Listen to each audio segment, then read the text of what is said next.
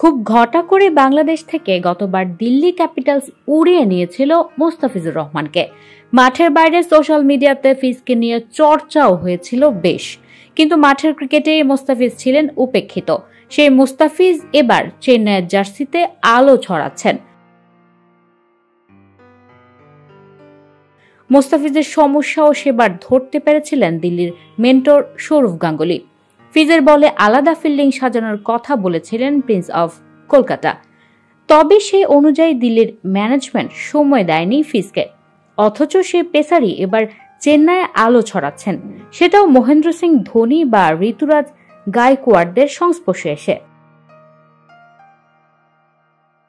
IPL এর চলতি আসরে ডেথ ওভারে এখন পর্যন্ত দুর্দান্ত পারফর্ম করছেন দ্য ফিজ। শেষে 4 ওভারে সর্বোচ্চ উইকেট শিকারী বাংলাদেশের এই পেসার পেয়েছেন 4 উইকেট। সমান উইকেট পেয়েছেন দক্ষিণ আফ্রিকার জেরাল্ড কোয়েটজি ও মোহিত শর্মা।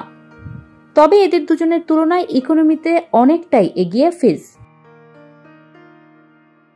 আসরে কমপক্ষে 5 ওভার করেছেন এমন বোলারদের মধ্যে ইকোনমি রেটে মুস্তাফিজ দ্বিতীয়। শেষে 4 ওভারে বল করেছেন মোটে 8 ইকোনমিতে।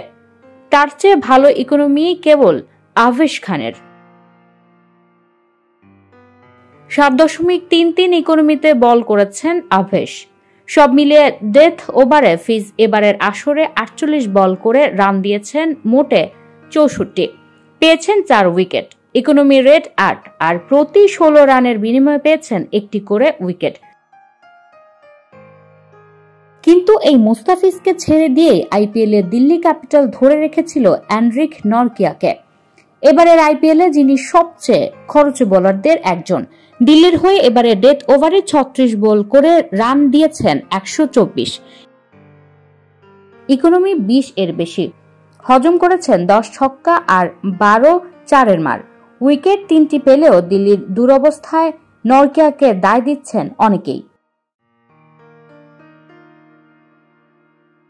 তবে যে কলকাতার কাছে নাস্তানাবুদ হয়েছে দিল্লি, সেই দলকে গতকাল মুস্তাফিজ আটকে দিয়েছেন নিজের কার্যকরী বোলিং দিয়ে। সব মিলিয়ে দিল্লির ম্যানেজমেন্ট নিজেদের দুরবস্থায় আক্ষেপ করছে ফিজের এমন বোলিং দেখে।